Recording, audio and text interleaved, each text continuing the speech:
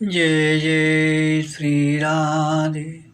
भक्ति भक्ति भगवंत गुरु चतुर्नाम उपपुएक, इनके पदबंधन किए नाशे बेगियाँ। आज के सत्संग कथा में श्रीमद् भगवद गीता के 9वें अध्याय के अनन्याश्चिन्त्यो मां ये जनाः पर्युपासते तेषां नित्याभियुक्तानां योगक्षेमं वहामि। ये पन्यदेवता भक्ता यजन्ते श्रद्धयान्विता ते अपि मामेव कौन्तेय यजन्ति अविधिपूर्वकम्। यहाँ बता रहे हैं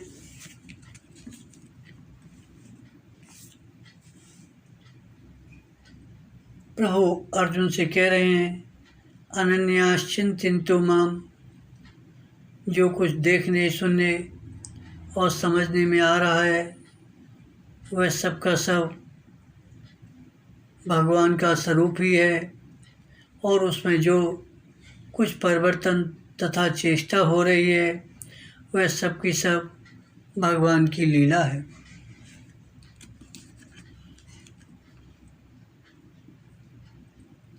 जो कुछ देखने सुनने समझने में आ रहा है वह सब भगवान का स्वरूप, और जो कुछ उसमें परिवर्तन और चेष्टा हो रही है वह सब भगवान की लीला।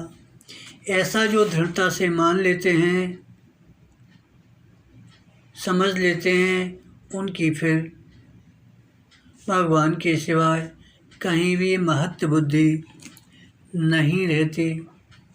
वे भगवान में लग जाते हैं, इसलिए वे अनन्य हैं। केवल भगवान में ही महत्ता और प्रियता होने से उनके द्वारा स्वतः भगवान का चिंतन होता है। कहने का दूसरा भाव यह है कि उनके साधन और साध्य केवल भगवान ही हैं, अर्थात केवल भगवान के ही शरण होना है, उन्हीं का चिंतन करना है, उन्हीं की उपासना करनी है, उन्हीं को प्राप्त करना है, ऐसा उनका दृढ़ भाव है। भगवान के सिवाय उनका कोई अन्य भाव है ही नहीं, क्योंकि भगवान के सिवाय अन्य सब नाशवान हैं। अतः उनके मन में भगवान के सिवाय अन्य कोई इच्छा नहीं है, अपनी जीवन निर्वाह की भी इच्छा नहीं है, इसलिए वे अनन्य हैं।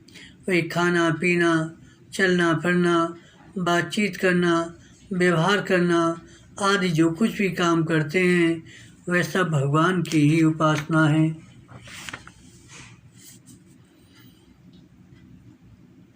क्योंकि वे सब भगवान की प्रसन्नता के लिए ही करते हैं। तेषां नित्याभियुक्तानां, जो अनन्य होकर भगवान का ही चिंतन करते हैं, भगवान की प्रसन्नता के लिए सब काम करते हैं, उन्हीं के लिए प्रभु ने ये बात कही। वे संसार से विमुख हो गए हैं, यह उनकी अनन्यता है। वे केवल भगवान के सम्मुख हो गए, यह उनका चिंतन है, और सक्रिय अक्रिय सभी अवस्थाओं में भगवत सेवा परायण हो गए, यह उनकी उपासना है। यह तीनों बातें जिसमें हो वे नित्याभियुक्त है। क्या कह रहे हैं? जो संसार से विमुख हुए, यह उनकी अनन्यता है। भगवान के सन्मुख हो गए, यह उनका चिंतन है, और सभी अवस्थाओं में भगवत सेवा परायण हो गए, यह उनकी उपासना है। जब ये तीनों बातें मिलती हैं तो नित्याभियुक्त हो गए। आगे प्रभु कहते हैं, ऐसे जो नित्याभियुक्त हैं, योगक्षेमं वहाम्यहम्, उनके अप्राप्त वस्तु की प्राप्ति करा देना योग है, और प्राप्त सामग्री की रक्षा करना क्षेम है। भगवान कहते हैं कि मेरे में नित्य निरंतर लगे हुए भक्तों का योगक्षेम मैं वहन करता हूँ। वास्तव में देखा जाए तो अप्राप्त वस्तु की प्राप्ति कराने में भी योग का बहन है और प्राप्ति न कराने में भी योग का बहन है। कारण कि भगवान तो अपने भक्त का हित देखते हैं और वही काम करते हैं जिसमें भक्त का हित होता हो। ऐसे ही प्राप्त वस्तु की रक्षा करने में भी क्षेम का बहन है और रक्षा न करने में भी क्षेम का बहन है। अगर भक्ति बढ़ती है, उसका कल्याण होता है, तो भगवान प्राप्त की रक्षा करेंगे, क्योंकि इसी में उसका क्षेम है। अगर प्राप्त की रक्षा करने से उसकी भक्ति नहीं बढ़ती हो, उसका हित न होता हो, तो भगवान उस प्राप्त वस्तु को नष्ट भी कर देंगे, क्योंकि नष्ट करने में ही उसका क्षेम है। इसलिए भगवान के भक्त अनुकूल और प्रतिकूल दोनों परिस्थितियों में परम प्रसन्न रहते हैं। भगवान पर निर्भर रहने के कारण उनका यह दृढ़ विश्वास हो जाता है कि जो भी परिस्थिति आती है वह भगवान की ही भेजी हुई है। अतः अनुकूल परिस्थिति ठीक है और प्रतिकूल परिस्थिति भी ठीक है। अनुकूल परिस्थिति ठीक है और प्रतिकूल परिस्थिति भी ठीक है। उनका ये भाव मर जाता है, उनका भाव रहता है भगवान ने जो किया वही ठीक है, भगवान ने जो नहीं किया वह भी ठीक है, उसी में हमारा कल्याण है। ऐसा होना चाहिए, ऐसा नहीं होना चाहिए, यह सोचने की हमें किंचित मात्र भी आवश्यकता नहीं है। क्यों? कारण कि हम सदा भगवान के हाथ में हैं। भगवान सदा ही हमारा वास्तविक हित करते रहते हैं, इसलिए हमारा अहित कभी हो ही नहीं सकता। तात्पर्य है कि भक्ति का मनचाहा हो जाए तो उसमें भी कल्याण, और मनचाहा न हो तो उसमें भी कल्याण। भक्त का चाहा और न चाहा कोई मूल्य नहीं रखता, मूल्य तो भगवान के विधान का है। इसलिए अगर कोई अनुकूलता में प्रसन्न और प्रतिकूलता में खिन्न होता है तो वह भगवान का दास नहीं, प्रत्युत अपने मन का दास है। वास्तव में तो योग नाम क्या है? भगवान के साथ संबंध का है, और क्षेम नाम जीव के कल्याण का है। इस दृष्टि से भगवान भक्ति के संबंध को अपने साथ दृढ़ रखते हैं। यह तो भक्त का योग हुआ, और भक्त के कल्याण की चेष्टा करते हैं, यह भक्त का क्षेम हुआ।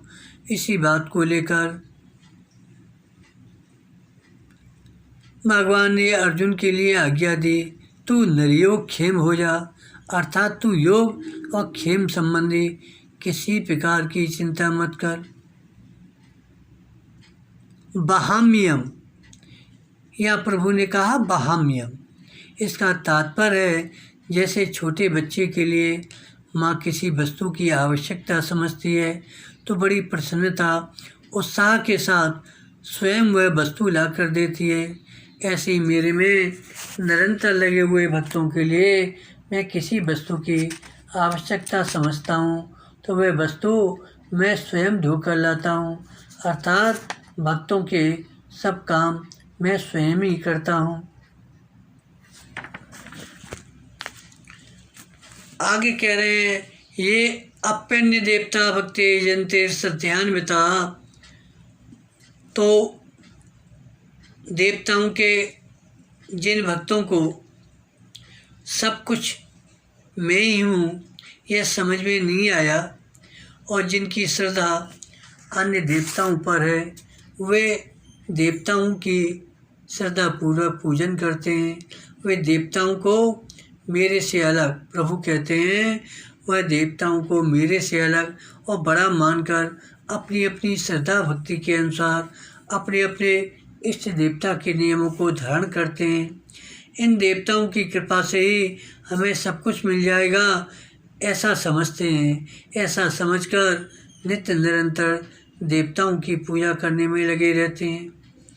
ते अपि मामेव कौन्तेय यजन्ते अभिधपूर्वकम्, प्रभु कहते हैं देवताओं का पूजन करने वाले भी वास्तव में मेरा ही पूजन करते हैं, क्योंकि तत्व से मेरे सिवा कुछ नहीं है।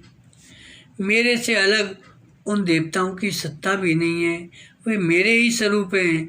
अतः उनके द्वारा किया गया देवताओं का पूजन भी वास्तव में मेरा ही पूजन है, पर है अभिधि पूर्वक। इसका मतलब क्या है कि पूजन, इसका मतलब है मेरे को उन देवताओं से अलग मानना। जैसे कामना के कारण ज्ञान हरा जाने से वे देवताओं के शरण होते हैं।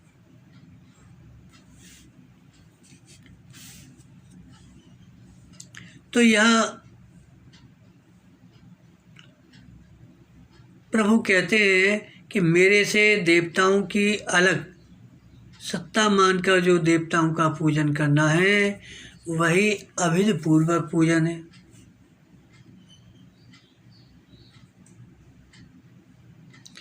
वास्तव में सब कुछ भगवान ही है। अतः जिस किसी की उपासना की जाए, सेवा की जाए, हित किया जाए, वह प्रकारांतर से भगवान की उपासना है। जैसे आकाश से बरसा हुआ पानी नदी, नाला, झरना आदि बनकर अंत में समुद्र को ही प्राप्त होता है, ऐसे ही मनुष्य जिस किसी का भी पूजन करे, वह तत्व से भगवान का पूजन होता है। परंतु पूजक को लाभ तो अपनी अपनी भावना के अनुसार ही होगा।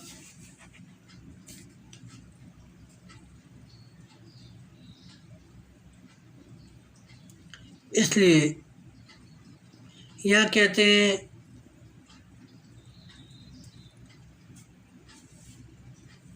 अगर मनुष्य में कामना न हो और सब में भागवत बुद्धि हो, तो वह किसी की भी उपासना करे, वह वास्तव में भगवान की ही उपासना है। तात्पर्य है, अगर निष्काम भाव और भगवत बुद्धि हो जाए तो उसका पूजन अभिधपूर्वक नहीं रहेगा, वह भगवान का पूजन हो जाएगा। इस तरह से आज का सत्संग यहीं विश्राम करते हैं। जय जय श्री राधे, जय जय श्री राधे, जय जय श्री राधे।